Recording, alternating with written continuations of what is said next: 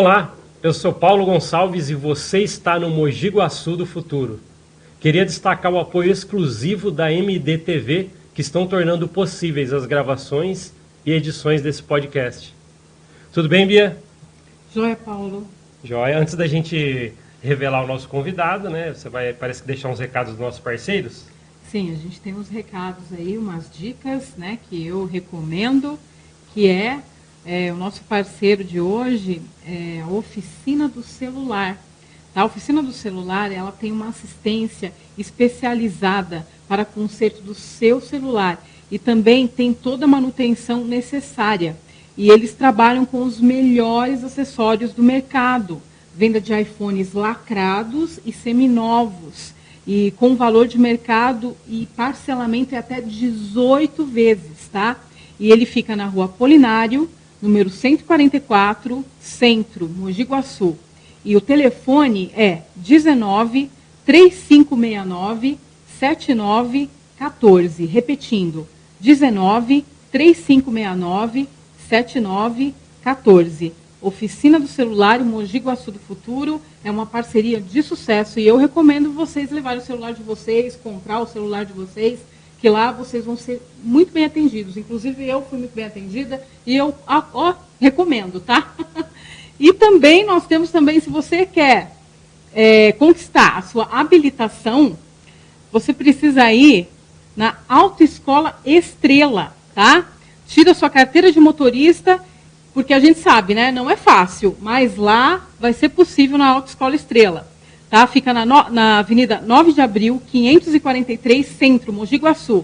Você pode também chamar no WhatsApp, que é 19 98783 4645. Repetindo, 19 98783 4645. Autoescola Estrela em Mogi Guaçu do Futuro, também uma parceria de sucesso. Legal, dado o recado. Bia, a gente vai falar com uma pessoa aqui hoje que a gente já trouxe pessoas nesse sentido, que são lendas em algum sentido. E a gente vai falar com uma lenda aqui, né, que tem a ver até com a comunicação e tal.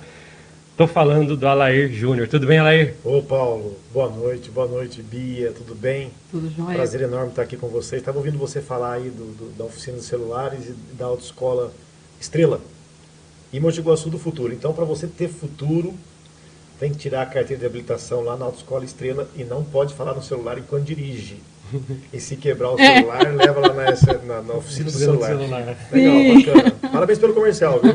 Estou precisando de ambos. Estou precisando para um sobrinho que vai tirar a carteira de motorista e estou precisando consertar o meu celular. Eu vou aproveitar a sua dica. Isso, vai sim. É um prazer estar aqui com vocês, viu? Nossa, nós que agradecemos a sua presença. Quero parabenizar a MDTV por essa iniciativa, vocês por essa iniciativa, porque falar de Mogi Guaçu do Futuro é deixar o melhor legado que a gente pode deixar para quem está assistindo hoje e no amanhã. Parabéns pela iniciativa, viu? Nós que agradecemos, né, Larry? É legal porque a gente falou assim, poxa, trazer alguém que tem uma história como a sua, porque querendo ou não, você vai falar, as pessoas, por exemplo, as pessoas já olham para você e muitos já te viram em algum lugar, acredito eu, né? Ou é possível. É possível. É possível. Na verdade, essa história que você carrega, né, nos meios de comunicação, que é o que a gente vai falar hoje, muita coisa sobre isso. Sim. Eu acho que é muito interessante porque as pessoas entenderam um pouquinho como é que era o mundo da comunicação antes, porque muita coisa mudou. O analógico? É isso que eu ia falar, o analógico, né, mudou, indo para digital, internet, né? Mudou mesmo. Você sentiu essa diferença mesmo, Alex? Como é que foi? Porque você passou os dois momentos muito tempo, né? Passei. Eu falava para a Bia agora há pouco nos bastidores aqui, a minha história na comunicação começa em 1989. Com a inauguração da Rádio Vale Verde, aqui em Mogi Guaçu, 95,3, agosto de 1989. Foi quando a rádio foi montada, o meu pai era o diretor da rádio na época, e a rádio não tinha funcionários, estava começando. E aí eu tinha acho que 13 ou 14 anos, meu pai me colocava na rádio às 8 horas da manhã e eu saía às 7 horas da noite, depois que eu colocava a Voz do Brasil no ar. E eu ficava lá soltando música e a famosa vinheta do caráter experimental. E isso era o dia inteiro. Agora, um detalhe importante. A gente não tinha computador. A gente tinha duas picapes. Uma aqui e a outra aqui. Que são Estou lembrando daqueles toca-discos. São os toca-discos, as picapes. A gente tinha duas. Então você tinha que tocar música por música. A cada música você tinha que trocar a música. E aí você tinha o gravador de rolo, que era um Akai 2600 enorme, não, 3000 e alguma coisa. É um Akai, que é gravadorzão de rolo, e você tinha as cartucheiras, que eram cartuchos que você soltava, e você tinha os decks que soltavam fita cassete.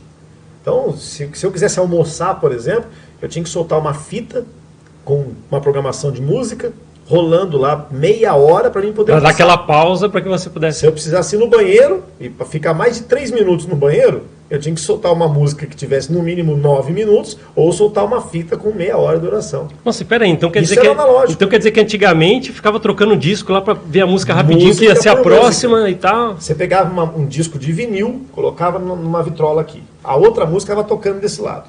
Aí você tinha um sistema que você, na mesa de som, que você colocava para ouvir fora do ar. Então, quando a música começava, você pausava aquela picape, aquela vitrola. Ela tinha um sistema que era como se fosse uma embreagem de um carro.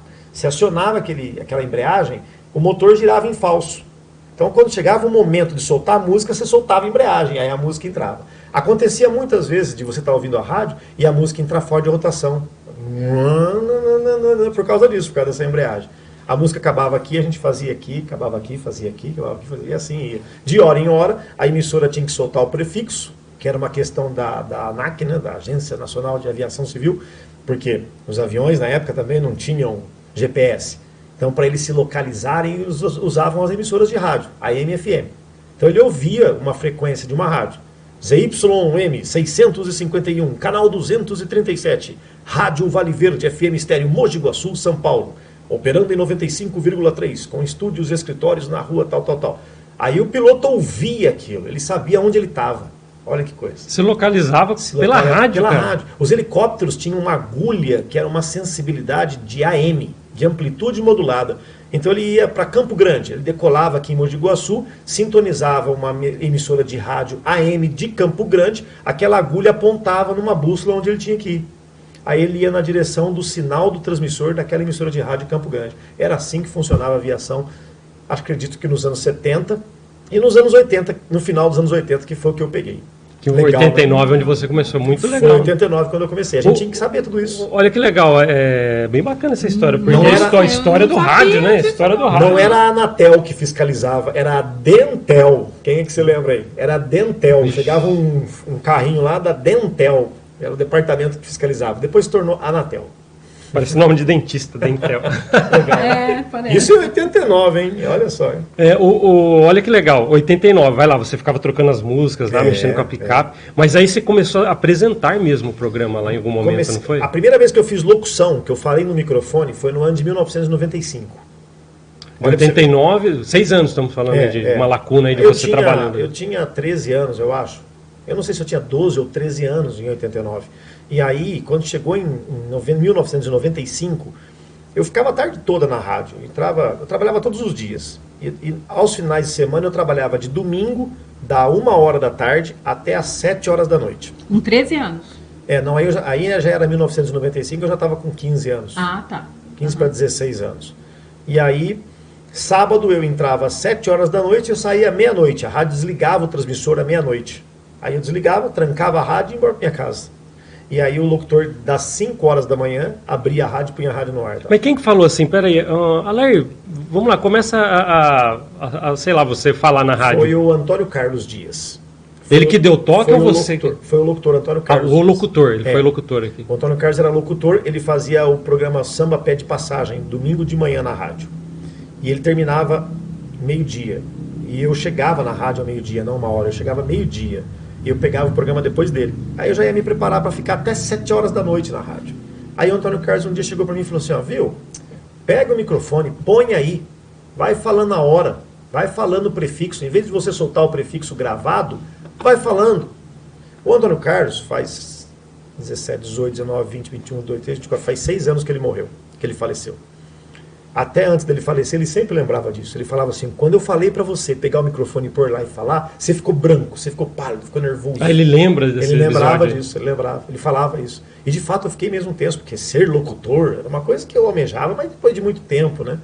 Eu via meu pai como locutor, eu via o Antônio Carlos como locutor, eu via o Walter Abuseis como locutor, que eram os locutores com que eu trabalhava, o Carlos César, da dupla Carlos César e Cristiano, fazia programa lá, eu trabalhava com ele, eu fazia técnica para ele, né? O Gilberto Donat, que era o repórter policial da época, eu trabalhava com ele. Eles eram experts, eles eram mestres do assunto, né?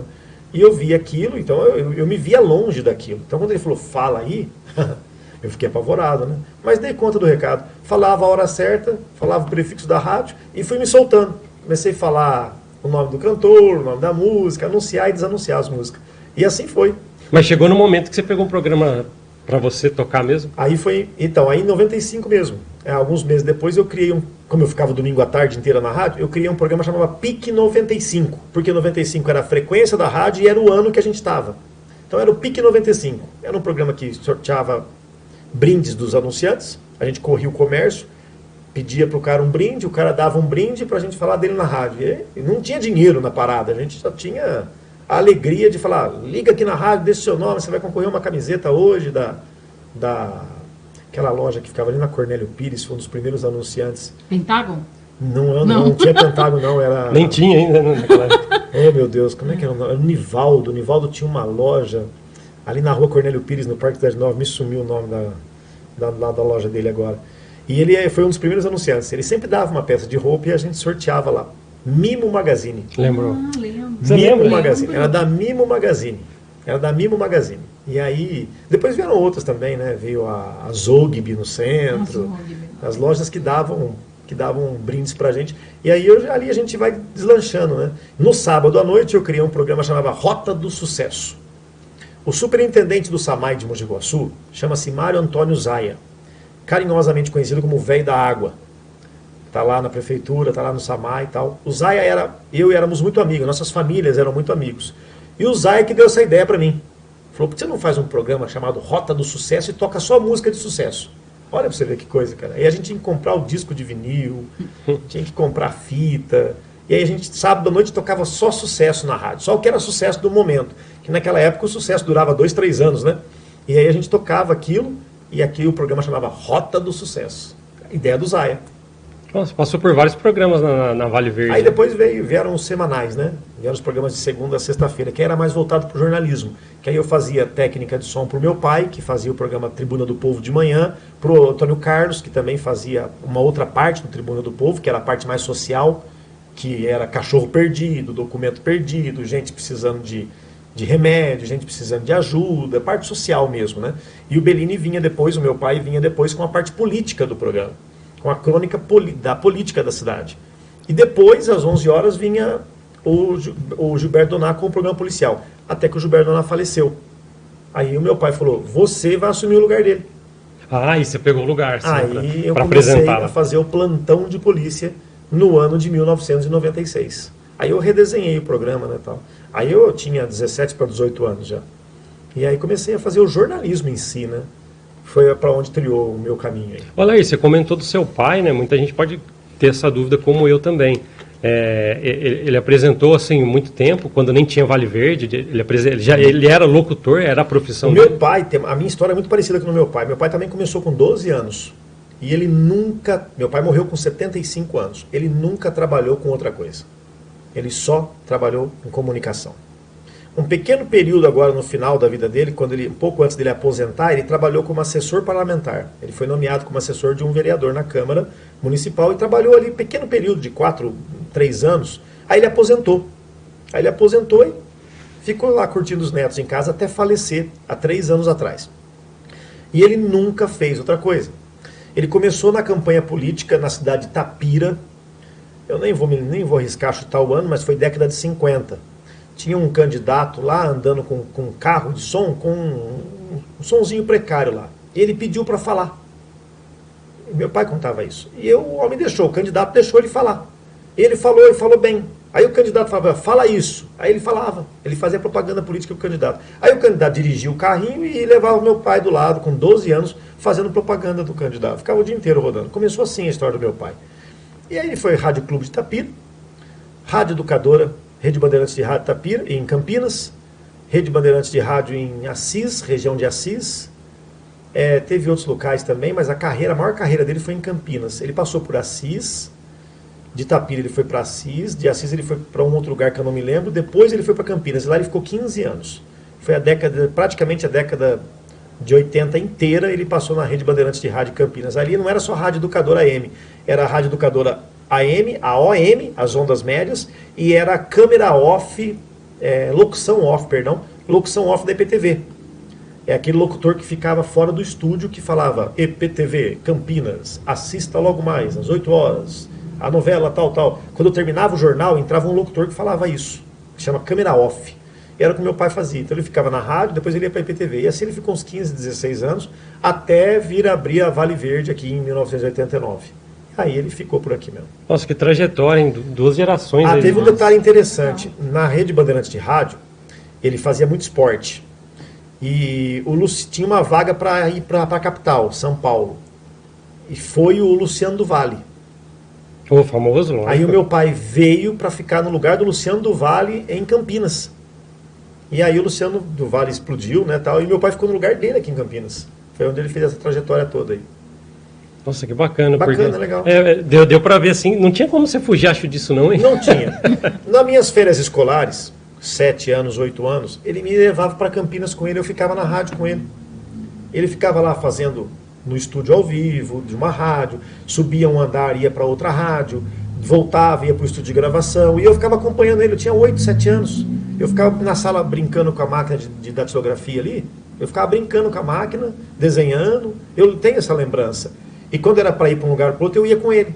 Aí quando era para ficar quieto no estúdio, ele fazia assim: quietinho, não pode falar agora. Eu ficava sentado quietinho ali, desenhando e tal, e eu via que ele falava, que o pessoal dava sinal para ele: vai Belini, não sei o que e tal. Era um ambiente que estava sendo imputado na minha mente ali, no meu convívio, mas sem eu perceber. Com 7, 8 anos de idade, nas férias escolares, eu passava com meu pai no serviço dele. Então eu falei certo no começo aqui nos bastidores, né? O estúdio é o habitat meio natural seu já, né? Exatamente. Foi a primeira vez que eu ouvi isso e me tocou profundamente, porque realmente você acertou em cheio. Nossa, que legal. Aí em 96, você teve o seu programa que já foi meio jornalístico, né? Aí veio a parte mais séria, que era só brincadeira, né? Era sorteio de brindes e tal. Aí veio o plantão de polícia, né? Que eu não tinha a menor noção de como fazer. Mas eu fazia técnica de som para o Gilberto Doná. Então o Gilberto Doná sentava lá na sala de locução e eu ficava na técnica, fazendo técnica para ele. Eu punha os efeitos sonoros, eu gravava o que ele falava, eu soltava os comerciais dele. Então eu tinha o contato com ele. Aí eu falei: eu tenho que fazer como ele, né? Aí o meu pai me levou nas delegacias, me apresentou para o delegado seccional, na época era o Carmona, me apresentou para o comandante da companhia da Polícia Militar em Mogi Guaçu, que na época era o capitão Vignoli, me apresentou para o comandante da Guarda Municipal, que era o Maurício, e para o diretor da Guarda, que era o Luciano Rodrigues, que é o pai do vereador Batatinha. Me apresentou para eles, me apresentou para o comandante do Corpo de Bombeiros também, que eu não consigo me lembrar quem era agora. E aí me apresentou para esse pessoal e falou: ele vai ser o repórter policial da rádio, para liberar os boletins de ocorrência para mim. Olha, então estava te apresentando as fontes para você colher informações. Então minha rotina começava às 5 da manhã, percorrendo as delegacias. Eu chegava lá novinho nas delegacias, conversava com os policiais, eles me passavam os relatórios da noite, eu ia na delegacia, pegava os boletins de ocorrência, anotava tudo, copiava tudo. É isso que eu ia falar, você tinha que filtrar tudo, né? Tinha que ler, bolar, editar. Tinha que ler o boletim de ocorrência, passar para papel, ler, passar para papel, ler, passar para papel. Para depois chegar às 11 horas na rádio para ler aquilo. Nossa, esse dia eu fui ler um boletim de ocorrência grandão, cheio de coisas. Você tinha que filtrar cada item para pegar uma notícia que está ali dentro. Você tem que transformar aquilo para a linguagem do jornalismo, né? E aí ali eu comecei. Ali eu comecei e fui fazendo, e fui criando um vínculo com os policiais, a ponto dos policiais me pegarem e me levarem para a ocorrência. Nós fizemos isso aqui, prendemos isso aqui, fala isso aí lá na rádio. E aí eu comecei a conviver com aquele convívio, né? Comecei aquele convívio. Isso foi tão forte na minha vida, que eu criei um desejo de ser policial. Cheguei a prestar concurso para a Polícia Militar. Cheguei a passar nesse concurso, mas não me apresentei. Por força das circunstâncias da época. Eu estava na rádio, estava bem na rádio, então não tinha por que eu parar e fazer academia de polícia lá em Barueri, né? Em São Paulo, né? Não tinha como, né? Em Barueri não, era Pirituba, lá em Pirituba, né? Não tinha como. Falei: não vou largar meu programa para fazer isso.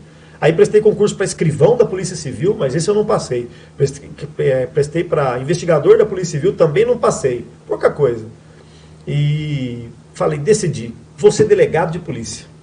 Aí fui fazer faculdade de Direito.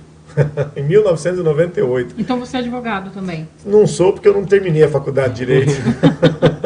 Eu fiz o primeiro ano só. Uhum. Foi quando eu me encontrei. Falei, eu não sou policial, eu sou jornalista. Sim. Aí em 1999, eu fui para a faculdade de jornalismo, a Unify, São João da Boa Vista. Segunda turma de jornalismo.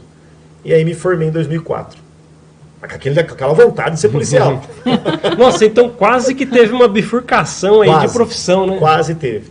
Você... Mas é o convívio, é o ambiente. Eu estava na delegacia, eu chegava na delegacia de manhã, eu via as coisas, eu lia os boletins de ocorrência, depois eu comecei a ir em campo, acompanhar os policiais, comecei a conversar com o delegado, conversava com o promotor de justiça, era muito novo, mas conversava com eles me instruíam o que eu podia e o que eu não podia fazer. E aí você vai criando uma atmosfera, você vai se envolvendo com aquilo, né? Aí eu comecei a perceber que, além do crime não compensar, a vida é muito frágil. Eu pensava, poxa vida, as pessoas têm que ver isso, as pessoas têm que saber que se você aumentar a velocidade do carro, você pode morrer. Que se você beber demais, você pode morrer. Que se envolver com drogas e com crime não compensa. Porque tem policiais aí, da Guarda Municipal, da Polícia Civil, da Polícia Militar, gente disposta a fazer o bem, a combater a criminalidade. Eu via os policiais caçando bandidos. Eles recebiam as vítimas apavoradas, as vítimas estavam chorando, desesperadas, com arma na cabeça. Aí os policiais, eles tinham uma empatia tão grande pela vítima que eles queriam esmagar o bandido. E aí eu via toda aquela vibração e eu fui absorvendo aquilo. Teve alguma vez que você ficou abalado com o que você viu? Teve muitas vezes. Até assim, você perdeu um pouco a capacidade de fazer o programa, sim, por exemplo? Sim, teve muitas vezes assim. Eu nunca perdi a capacidade de fazer o programa sim, mas isso foi mais tarde. Antes, não. Antes, você vai desenvolvendo um comportamento técnico. Isso não é balela, isso é coisa séria. Você desenvolve um comportamento técnico, você vê um ser humano esmagado, morto, destripado. A primeira vez que você vê, choca. Depois de algumas vezes, você passa a ter um olhar técnico, porque você entende o que aconteceu com aquela vítima. Se foi um objeto cortante afiado, se foi um objeto cortante fino, grosso, se foi arma de grosso calibre, você começa a entender, você começa a olhar para aquele corpo com um olhar técnico para entender o que aconteceu. Se foi a queima-roupa, se não foi. Você começa a ter o olhar da polícia científica. Você começa a ter esse olhar. Ah, então peraí, eu já vi isso acontecer, normalmente é assim, assim, assado. Porque os crimes, eles têm um certo padrão que se repete. Então a polícia sabe disso. Então você começa a ter esse olhar técnico. E eu desenvolvi esse olhar técnico durante mais de 20 anos. Mas como um perito, né? Como um perito criminal, exatamente. Tanto é que eu fui prestar concurso para a Polícia Técnica Científica. Mas também não passei nesse concurso. Também não era da vontade de Deus, né? Uma nota muito boa, mas foi um concurso muito puxado, muitos candidatos, a nota de corte era 8,5. E eu tirei 8 e fiquei de fora. Nossa, e aí o que aconteceu? Houve um momento na minha vida que eu fraquejei, que foi em 2013 adiante, que foi quando meu filho nasceu. A partir do momento que eu tive a experiência de ser pai, aí eu já não conseguia mais ser repórter policial. Eu não tinha mais esse olhar técnico. Principalmente quando era uma ocorrência envolvendo criança. Sensibilizou demais, acredito. Sensibilizou demais. Quando eu peguei um ser humano no colo, que o médico falou para mim, tira a camisa, encosta ele no seu peito. Eu fiz isso, o doutor Denis mandou fazer isso. Você vai lá, você vai pegar o seu filho, sem camisa, você vai encostar ele no seu peito. É o seu calor que vai aquecer ele agora. E eu fiquei ali uns 40 minutos com o meu filho no colo, aquele ser humano pequenininho. Era meu filho, é o meu filho. E aquilo mexeu muito comigo. A paternidade mexe muito com a gente. Mexe, a maternidade também. A maternidade mais ainda, né? Aí eu imagino que seja mais ainda, né? E aí eu segui a minha rotina, eu continuei, fui pra rua fazer as reportagens, trabalhava em 5 empresas jornalísticas diferentes. 5 empresas, 2 jornais, uma rádio, o primeiro site da cidade de televisão. Né? Eu era o editor-chefe do portal Mogi Guaçu, o primeiro site da cidade. Então eu tinha 5 empregos diferentes na mesma área. Aí eu voltei para a minha atividade, até que eu fiz uma matéria, fui obrigado a fazer uma matéria de um atropelamento de uma criança de 6 anos, que morreu. E aí aquilo me abalou muito, coisa que não acontecia antes. Depois se repetiu, com um menino de 8 anos. Tudo aqui em Mogi Guaçu. Olha só, fica na cabeça até hoje, né? São coisas que foram os últimos... Das notícias como essa impactante. Não dava mais para mim, Paulo. Não dava mais para mim. Aí eu chorei na ocorrência, uma coisa que nunca tinha acontecido antes. Eu consolava as pessoas. Ali, de repente, eu estava sentado na porta do ônibus, junto com o motorista do ônibus, chorando pelo que tinha acontecido. Eu não consegui consolar o motorista. De repente, nós dois precisamos ser consolados. Aí eu percebi que esse olhar técnico, que de fato existe, parou de existir a partir do momento que eu me tornei pai. Aí eu falei, está na hora de mudar de profissão. Eu preciso fazer outra coisa. Ainda bem que você escutou, a voz do coração. Você ouviu, você escutou, porque... É porque era uma coisa que eu gostava de fazer. Eu gostava muito de fazer. Eu gostava muito de estudar aquela anatomia do crime, entender como funcionava a perícia técnica, a coleta de evidências. E hoje isso está mais avançado. Hoje é capaz de você identificar um bandido pelo DNA. Né? Se o bandido tomou água nessa garrafa aqui, um policial científico federal consegue identificar o DNA dele. Então hoje está muito mais avançado, né? Mas infelizmente tem essa acessibilidade humana e isso não é para qualquer um. Tanto é que no ano que eu prestei o concurso para a Polícia Científica foi o maior ano de desistência dos profissionais que saíram da academia. De muita gente que não suportava ver muita coisa. Isso é um fato. Sensibilidade em peso aí, né? Você tem que cuidar da sua saúde mental, né? Se Imagina você vê que você não está aguentando, exatamente, Bia. cai fora. Exatamente. Não quando você vê, não julgue quando você ficar sabendo que um policial tentou suicídio ou fez alguma coisa. Eu não estou dizendo que todos os policiais são loucos, não é isso. Mas, pelo contrário... Não é a carga emocional que eles têm. É a carga emocional que eles têm que carregar. E é demais. E hoje é pior ainda, porque eles são apontados, julgados e condenados por uma sociedade que tem um celular na mão. Né? E não sabem o que se passa ali para um policial, do que ele tem que fazer, os riscos que ele tem que correr, o sacrifício, tudo que ele tem que abdicar da vida dele. Né? E um policial que é vocacionado, não é aquele que... O policial vocacionado não é aquele que cai de paraquedas. Não é aquele que vai trabalhar na polícia por causa do salário. Ah, o que eu vou fazer da minha vida? Ah, tem um concurso aberto da polícia aqui, eu vou prestar, vou passar. Esse não é o policial vocacionado. O policial vocacionado é aquele que quer ir para a rua, quer prender o bandido, quer fazer a justiça, quer fazer valer as leis. E tem muitos policiais assim. Tem gente corrupta? Tem, não é só na polícia. Em todo lugar tem. O que a gente não pode é ficar julgando o livro pela capa. A gente sabe que tem jornalista mentiroso, a gente sabe que tem médico usuário de drogas, a gente sabe que tem advogado mentiroso, mas a gente tem que saber também que existem médicos, advogados, jornalistas bons, idôneos, pais de família, gente que representa o bem-estar da sociedade porque são membros da sociedade. Então não dá para ficar julgando. Tem que ter essa consciência porque, como você falou, a carga emocional é muito alta, muito pesada. Você precisou procurar essa ajuda, terapia, alguma coisinha em algum momento? Não. Eu sempre fui uma pessoa de muita fé, sabe?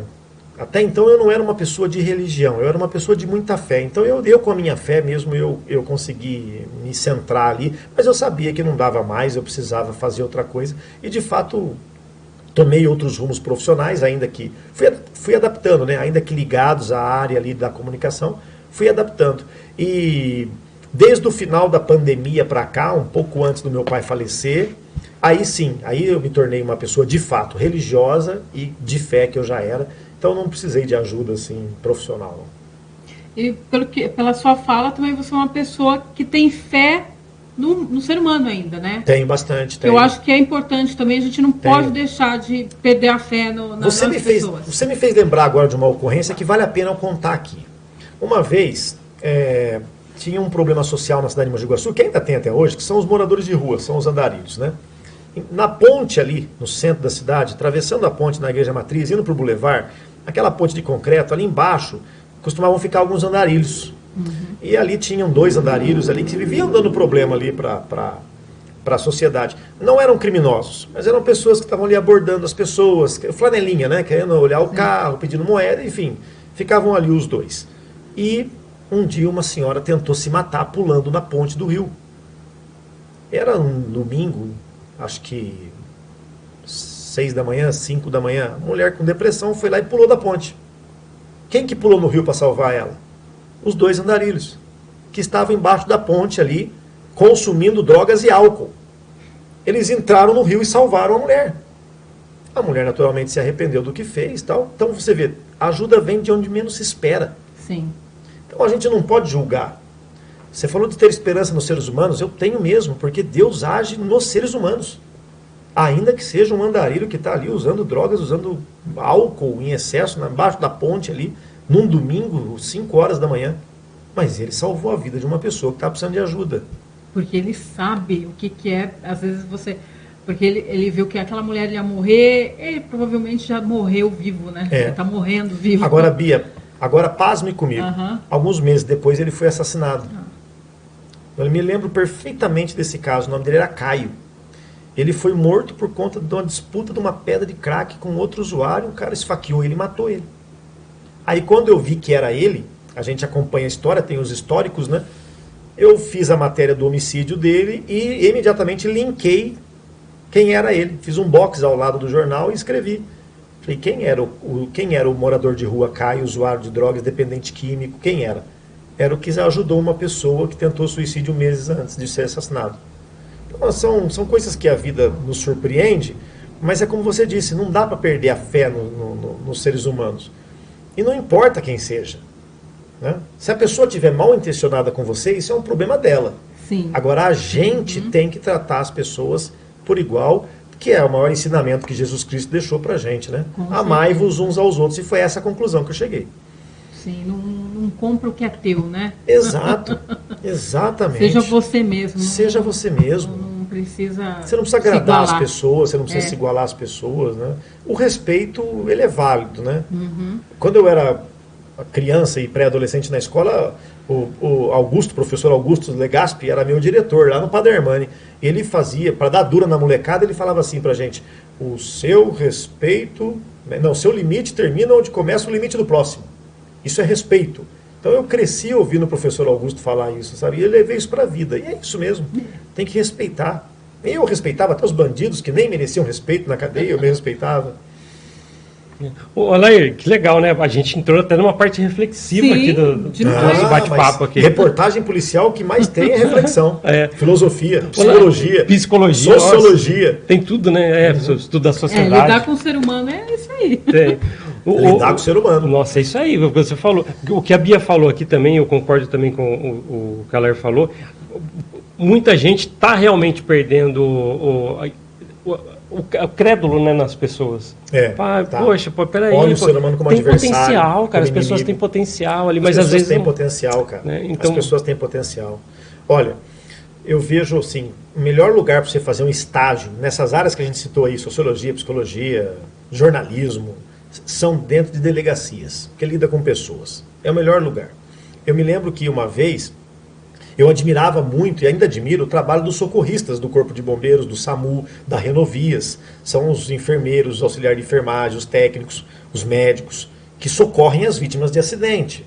Então, como é que você consegue conscientizar um jovem que na flor da idade, com adrenalina a 1000 por hora, pega um carro de 130 cavalos e potência e quer acelerar, que é emoção, né? Que a gente sabe que os excessos matam. Excesso de bebida, excesso de velocidade, excesso de confiança. É isso que mata. Como é que você conscientiza um jovem desse? Eu cheguei a sugerir uma vez para um promotor de justiça autorizar jovens que fossem punidos dirigindo em alta velocidade, que forem pegos em racha, essas corridas de rua e tal. Eu cheguei a sugerir para um promotor uma vez que colocasse esses jovens para trabalhar como auxiliar sem fins de remuneração, sem dinheiro, né? Trabalhar de graça. É o voluntariado. Ser voluntário para as equipes de resgate. Para ver as consequências desse tipo de atitude. Exatamente isso. Tem uma equipe de resgate do Corpo de Bombeiros, então o cara que foi punido lá por excesso de velocidade vai ser o auxiliar. Ele vai trabalhar, ele vai tirar um plantão com vocês por semana. Um plantão por semana, de graça, para ajudar. Pegar na maca para socorrer, pegar o equipamento, segurar a vítima aqui para colocar o colar cervical, para ver de perto o estrago que faz o excesso de velocidade. A imprudência. Não tem lição melhor, né? Imagina uma lição dessa. Melhor? Não. Eu criei consciência assim. Eu via as vítimas de acidente. Quando eu ia viajar, a primeira coisa que eu fazia é pôr o cinto e mandar todo mundo pôr o cinto. Porque eu via o que acontecia quando você batia a 60 km por hora. Um carro com 6 jovens a mais de 100 por hora, bateu num eucalipto na estrada de Martinho Prado. 6 jovens dentro do carro. 5 morreram na hora. 5. Um sobreviveu em situações críticas e crônicas. Um acidente que entrou para a história das equipes de resgate aqui de Mogi Guaçu, devido à sua proporção e gravidade. O excesso de passageiros dentro do carro, na descida, o excesso de velocidade, fez com que o motorista perdesse o controle do veículo com facilidade, o excesso de peso e mais o excesso de velocidade. E o carro balançou para a esquerda, para a direita, saiu da pista e, ao iniciar um capotamento, bateu com o teto numa árvore, num eucalipto enorme que tinha lá na curva, e 5 dos 6 morreram. Jovens, na flor da idade. As pessoas devem até se recordar. Um carro com 6 jovens dentro caiu dentro da lagoa em Estiva Gerbe, uma madrugada de sábado para domingo. 3 dos 6 morreram. Os 3 que conseguiram sair sobreviveram. Mas mais uma vez, é o excesso de velocidade, é o excesso de confiança, é o excesso de imprudência. Então, como é que conscientiza, Paulo? Mostra. Não faz vista grossa. Mostra. Seria uma lição que vai levar para a vida. O promotor disse que é uma coisa que tinha que ser avaliada, mas era uma boa ideia. Olha aí, mas que legal o papo, cara, porque a sua experiência me leva a perguntar uma das funções que eu te vi já fazer também, que é a TV. A gente falou muito do rádio. Sim. Então, cara, entra um pouquinho só para o pessoal que queria saber a sua história, que está acompanhando a gente aqui no podcast. Como que foi o mundo da TV? Como que você entrou para a televisão? Foi uma aventura diferente para mim. Não é como... A gente começou em 2010 com o canal aberto. Eu fui trabalhar na TV em 2002 como repórter, lá com o Beto Sampaio, na época, tal, Kleber Cetim, e uma pá de galera legal aí. Isso foi em 2002, eu estava no 3º ano de jornalismo, 99, 2001, 2001, 2002. Eu estava no 3º para o 4º ano de jornalismo. E aí tive lá uma experiência como repórter, de rua, fazendo reportagem tradicional. Mas o foco quente mesmo foi em 2010, quando eu fui para o canal aberto. E aí foi um grande desafio, porque foi um formato diferente.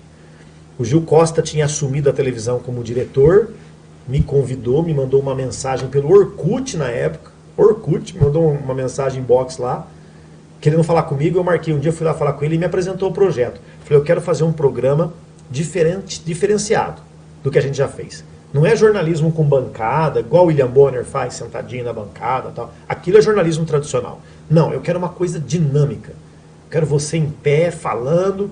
Aí eu falei para ele, vamos fazer um programa policial então. Aí ele falou, não, vai ser um programa geral. Você vai falar de tudo, inclusive de polícia. Mas vai falar de política, vai falar de esporte, vai falar de ações sociais. Vamos falar de tudo isso, cidadania. Vamos falar de tudo isso. Tá bom. O Gil desenhou esse formato, né, de programa. E a gente começou, que foi o canal aberto, em 2010. E foi um grande sucesso de audiência. Até hoje as pessoas falam para mim assim, ô Mequetrefe, acabou o programa. Né? Porque eu xingava os bandidos de Mequetrefe. A polícia prendeu 2 Mequetrefes que estavam roubando a igreja essa noite, põe a cara dos Mequetrefe na tela aí. Então eu chamava os caras de Mequetrefe. Eu comecei chamando de vagabundo mesmo. Mas aí me advertiram que vagabundo era uma palavra muito forte e tal. Aí eu falei, então vamos chamar de Mequetrefe, né? Aí eu passei a chamar de Mequetrefe. Aí virou meme, né? Na época não existia meme, mas virou meme, jargão, né? E aí foi bem, esse programa foi bem, bombou de audiência, que era o canal aberto. A gente começou em abril de 2010. Abril de 2010. 6 meses depois, a Rede Record Televisão lançou a linha Balanço Geral, que está até hoje. E era o mesmo formato. Não foi, a Record copiou da SEC TV, não foi nada disso. Não sei, será que não tinha ninguém? Espião, né? Espião. Não existe isso aí, né? Eu acho que existe. Não, existe. Mas não acho que não, porque na verdade nem precisa muito, porque você começa uma coisa que dá certo, vou fazer também, aí os caras querem fazer também, né? Mas era uma tendência do jornalismo naquela época. É o que você falou, a tendência de sair da bancada e seja mais dinâmico. Isso. Acabou, né? Isso, porque as redes sociais estavam engatinhando ali, tinha uma potência, mas nem tanto. E o Gil enxergou, o Gil tem essa visão, sabe? Ele é um profissional de comunicação nato. E ele enxergou, falou, esse formato é diferenciado. Ainda hoje eu conversei com o Gil Costa num evento que nós nos encontramos, e ele me falou de uma ideia que ele tem de um formato diferenciado para rádio que eu achei super interessante. E é uma tendência que pode acontecer, né? E a SEC TV foi assim, o canal aberto foi assim. E foi um sucesso de audiência dos 8 anos que eu fiquei no ar lá, 7 anos foi de audiência absoluta. Nossa, boa história também, hein? É bem legal. Só que era diferente, viu, gente? A tecnologia não era como é hoje, não. Não era fácil como é hoje, não. Você prefere hoje ou antigamente? O que você acha? Eu queria que o hoje tivesse no antigamente. Eu queria que, naquela época, a gente tivesse a facilidade que a gente tem hoje para fazer um vídeo e subir nas redes sociais, por exemplo. Eu queria isso. Mas eu sinto muita saudade do antigamente. Mas eu não trocaria pelo hoje, não. Sim. Eu acho que o passado só como referência. Entendi. Das coisas boas e das coisas ruins também. Sim. Mas eu não trocaria, não. Eu acho que o amadurecimento vai fazendo só com que a gente melhore. Né? Você se assimilou bem a mudança? Ou você... Porque muitas vezes Não, eu tive dificuldade. Tive dificuldade, bastante dificuldade. Eu me recusava, por exemplo, a filmar pelo celular. Eu me recusava a filmar assim. Eu tive muita dificuldade para aceitar esse formato de stories, né? Assim, celular em pé, né? Eu tive muita dificuldade. A TV era sempre tudo wide, não, tudo, né? É tudo wide. TV é assim que filma, é desse jeito aqui. É assim, eu cresci vendo isso, né? Então eu tive muita dificuldade para assimilar isso. Mas é uma coisa que eu tive que me adaptar quando eu fui para a Rede Ponto Novo de Supermercados, porque basicamente o trabalho lá era marketing nas redes sociais, então eu tive que me adaptar fortemente com isso. Aí tive que entender como é que funcionava a rede social, que eu tinha uma certa, sabe, paura da rede social, quando eu via as pessoas escrevendo besteira em cima de coisas que não... opinando sobre coisas que não entendiam. Eu falei, meu Deus do céu, isso aí abriu a porta do inferno, né? Agora tem especialista de tudo, né? Deus me livre de rede social, não quero saber disso aí, não. Não, aí eu tive que fazer, tive que me adaptar, tive que me especializar, porque era o que pedia no marketing do Ponto Novo. Aqui nós vamos trabalhar com rede social. Quando eu fui para lá, eu achei que a gente ia fazer comercial em rádio, comercial em televisão, panfleto, jornal, locução, eu achei isso. Mas não, o formato era redes sociais, então eu tive que me especializar. Aí eu tive bastante dificuldade para aceitar, mas aceitei.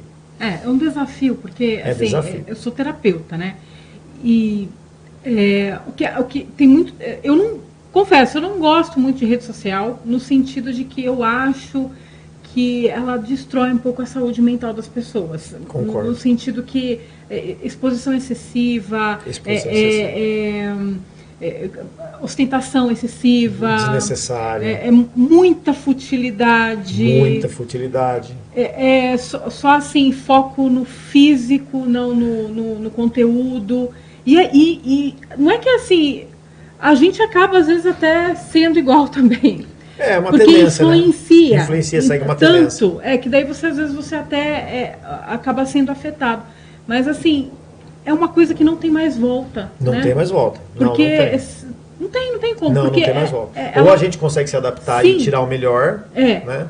Ou a gente vai ter uma frustração, porque não adianta bater de frente, né? Não tem como. Eu vejo nas redes sociais, que tem muita gente ensinando o que não sabe, é muito comum isso, e gente falando o que nunca fez. Isso é muito comum também. Outra coisa que eu tive muita dificuldade para aceitar, Facebook, na linha para você publicar ali, acho que ele perguntava o que você está fazendo agora, né? Ou o que você está pensando. Isso, acho que era isso. Aí eu falava, meu Deus, por que eu tenho que publicar o que eu estou pensando?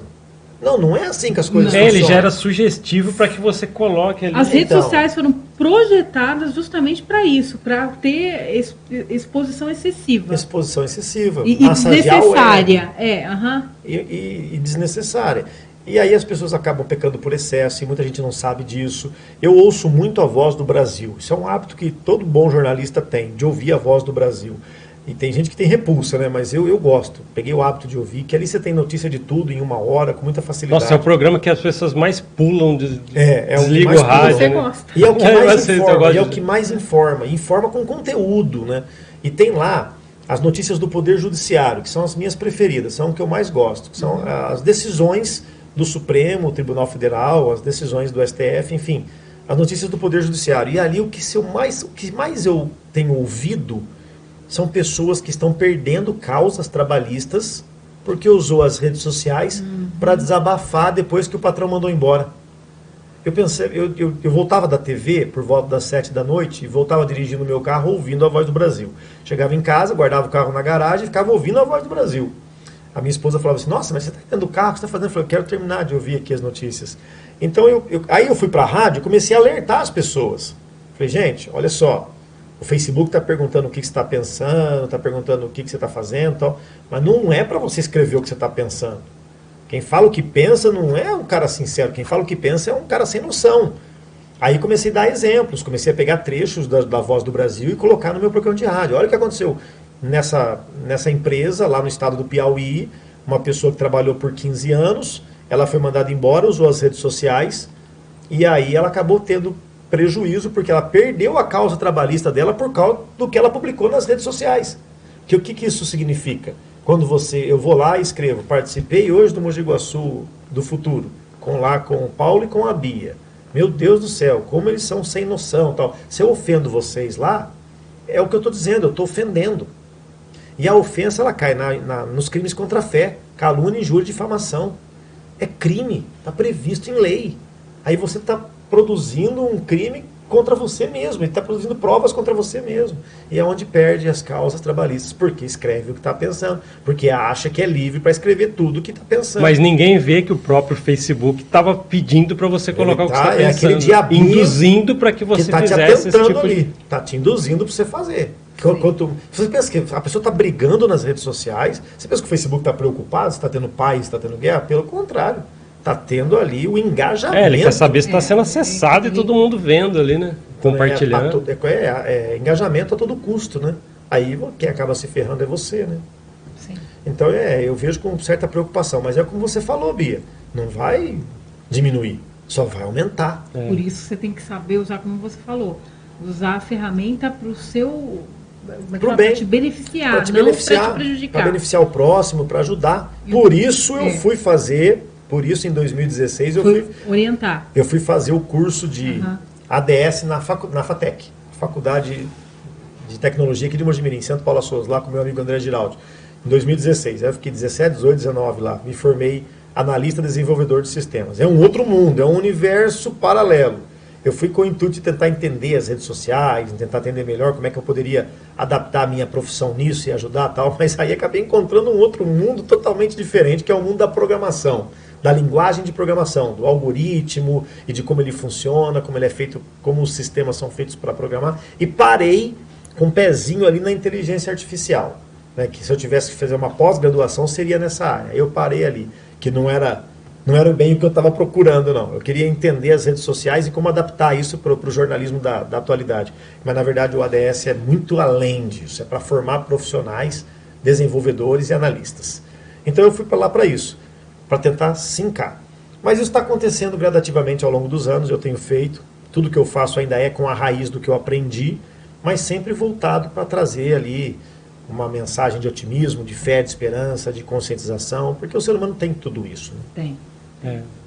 Alair, aí depois veio esse mundo da TV, que você falou que ficou lá, foi 8 anos, né, no programa? Acho que foi... No canal aberto foi 8 anos. Tá. Aí você 2010, 2018. Aí continuou na TV ou foi ali você... Não, aí eu saí. Tá. Aí eu saí da TV, só que eu já estava no Ponto Novo também. Eu fui pro Ponto Novo. Você está muito tempo lá assim também, né? No Ponto Novo eu estou desde 2018 mesmo, desde 2018. Aí eu fiquei no Ponto Novo trabalhando lá como funcionário registrado. A minha função lá era analista de atendimento ao cliente. Era um cargo dentro do marketing que lidava com as redes sociais, que lidava com e-commerce, que lidava muito com não só a parte da publicidade do marketing em si, mas com o contato com as pessoas também, que é uma coisa que o Adriano logo identificou em mim. Falou, você gosta de lidar com pessoas, eu já percebi isso, então você vai ficar aqui comigo no marketing e no chão de loja, ouvindo a reclamação e buscando melhorias para o supermercado. Então, trabalhando efetivamente no Ponto Novo, eu fiquei até 2021, que foi quando eu recebi um convite do prefeito Rodrigo Falsetti para assumir uma secretaria de contato com pessoas também, que relações institucionais. Exato. Eu queria saber, desculpa, eu sou leiga, eu não sei. Perfeito. O que é? Não, mas muitos estão aí vão querer, não sabe? Poxa, calma aí. Quando as pessoas falam assim para mim, Alair, você está trabalhando na prefeitura? Eu falo, tô. Você está na comunicação? É natural isso, né? Até pela sua bagagem, pensam que... Até você lembra, você falou da comunicação, ele é da comunicação. Não, a da comunicação relações institucionais. Outra secretaria. A minha secretaria são as relações institucionais. É o que o nome está bem dizendo mesmo. Eu trabalho com relacionamento com instituições. E essas instituições podem ser do poder público, do poder privado, do terceiro setor, de qualquer empresa, ONG, OSC, seja do governo ou seja do poder privado. Então, qual que é a ideia das relações institucionais? É fortalecer as conexões através do diálogo. Então, você tem hoje um problema com o seu IPTU na sua casa. Aí você procura a prefeitura para resolver esse problema. As relações institucionais podem ajudar você. Aí você tem um empresário lá de Pindamonhangaba que quer ampliar a empresa dele, quer encontrar um local para fazer uma extensão do plano de negócio dele. Relações institucionais. Eu vendo Mogi Guaçu para fora de Mogi Guaçu. Então eu vou até a Invest SP em São Paulo, vou até a Desenvolve SP em São Paulo e levo Mogi Guaçu comigo.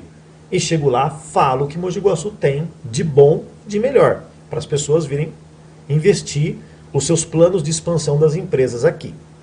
Agora, é natural que você, com o problema do IPTU lá na sua casa, é natural que você procure, deixa eu falar com o Alair, ver se ele pode me ajudar. Olha aí, está acontecendo isso. Naturalmente, eu não vou virar as costas para você. Aí eu vou te orientar para o departamento adequado. E aí vou manter essa conexão aberta. Vou ligar para você, Bia, e aí, resolveu? Como é que tá? Alair, tá em tal lugar, tal. Tá parado em determinado protocolo, em determinado andar. Então a gente vai até lá para entender o porquê que está parado, se faz parte do trâmite do processo, se está dentro do prazo, se não está. A gente ajuda a caminhar as coisas. E principalmente aquilo que é do interesse de crescimento da cidade. Isso é uma função exclusiva da Secretaria de Relações Institucionais. É o chamado PMI, é o Procedimento de Manifestação de Interesse. Como é que funciona isso? A Bia tem uma ideia que pode melhorar a cidade. Aí ela procura a prefeitura, ou ela procura um vereador, ou ela procura alguém da confiança dela para falar sobre essa ideia. Aí essa pessoa vai direcionar você para a Secretaria de Relações Institucionais, que a gente vai desenhar essa sua ideia. E nós vamos entender se é realmente uma ideia de um projeto de manifestação de interesse ou se ele é algo que beneficia individualmente. Entendeu? Por exemplo, você está num posto de saúde. Aí você está indignado com a demora no atendimento. Está demorando muito para atender aqui, só tem um médico errado e tal. Isso não é procedimento de manifestação de interesse. Isso é necessário entender o que está acontecendo e corrigir um problema. Agora, isso aí, muitas vezes isso aí cai para a ouvidoria municipal. Vai para a ouvidoria vai notificar o secretário da área que vai ter que tomar providência para melhorar isso. Mas agora, teve uma visão e viu que se colocasse um bebedouro ali, facilitaria a vida para todo mundo. E isso é um procedimento de manifestação de interesse. Opa, peraí, a Bia está fazendo uma observação aqui. Se colocasse um tipo de protocolo de senha, com cadeiras aqui, com ventilador para as pessoas, assim, as filas não ficam acumuladas ali. Isso é um procedimento de manifestação de interesse. Opa, peraí. Eu tenho água parada aqui na frente da minha casa, faz 30 anos que está assim, a prefeitura nunca fez nada. Isso não é um procedimento de manifestação de interesse. É necessário abrir uma reclamação para a secretaria corrigir. Mas peraí, se pintasse uma faixa de pedestre aqui na esquina, facilitaria para as pessoas atravessarem a rua. E isso é de manifestação de interesse. É da coletividade.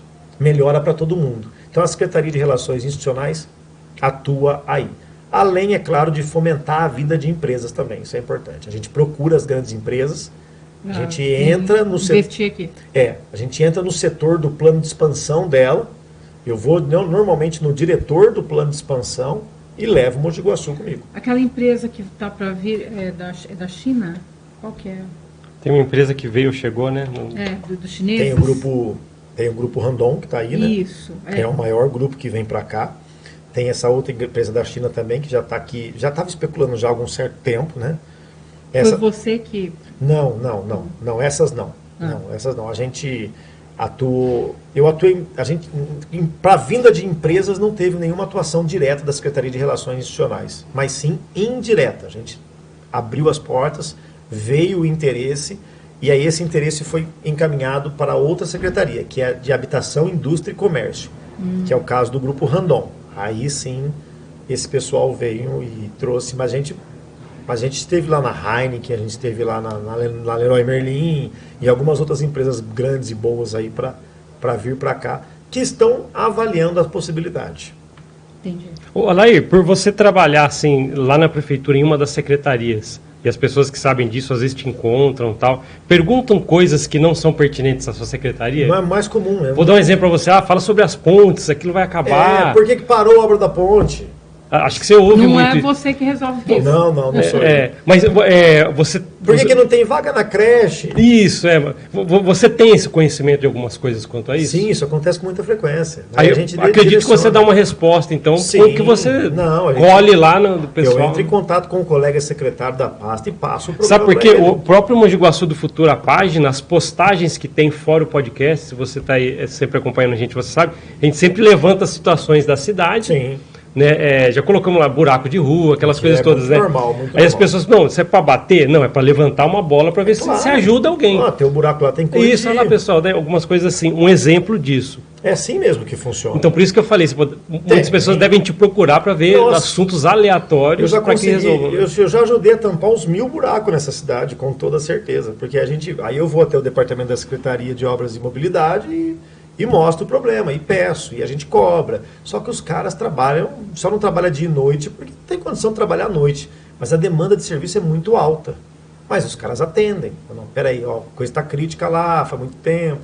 Então hoje vamos aumentar aqui a demanda, vamos trabalhar uma hora a mais, vamos tampar aquele buraco lá.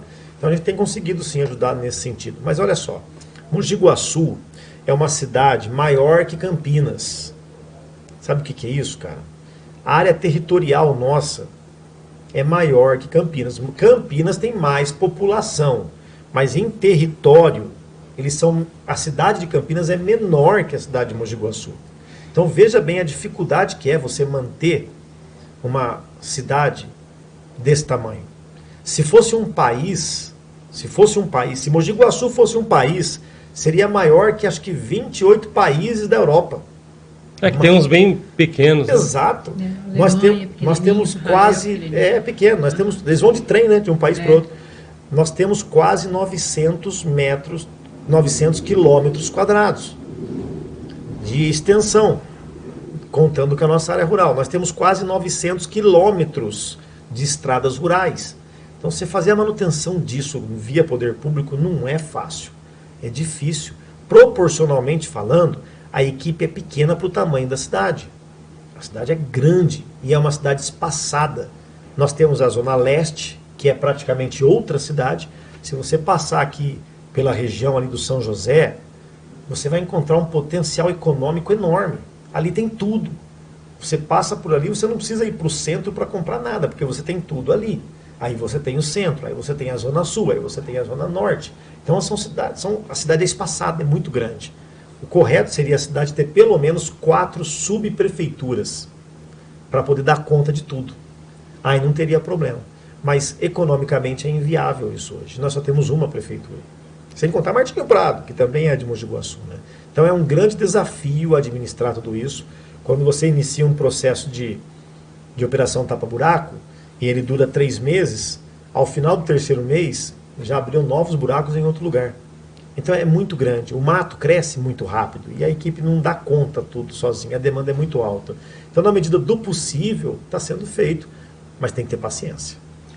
Outra coisa que você falou sobre isso, né, sobre investimento e tudo mais, uma coisa que eu fiquei muito preocupada quando a gente conversou com o Pezão, né, que ele falou a respeito de que o Mogi Guaçu vai precisar daqui, não sei, 3, 5 anos, de investimento para água, né? Porque corre o risco de faltar água.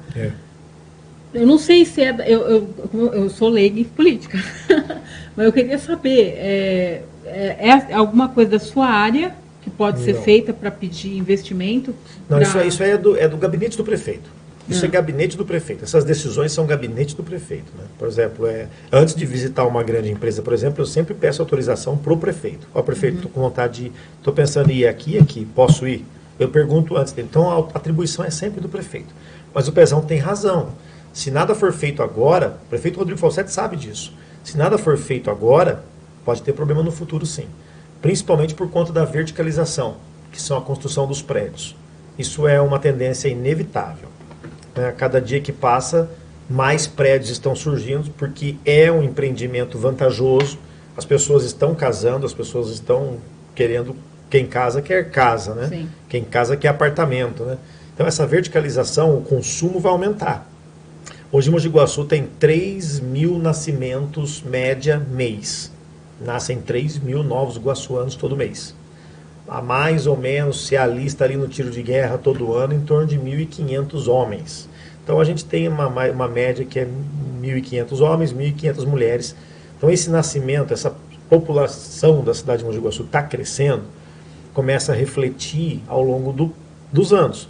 E isso vai em tudo, não só no consumo de água, mas vai também na vaga da creche, vai na escola, porque essas crianças começam a atingir período de idade escolar. E o sistema, ele aglutina. Então, se você tem casas num determinado bairro, aquelas crianças vão para uma determinada escola. E se você tem muitos prédios na mesma região, você imagina quantas casas é um prédio? São muita gente. Vai começar a dar superpopulação.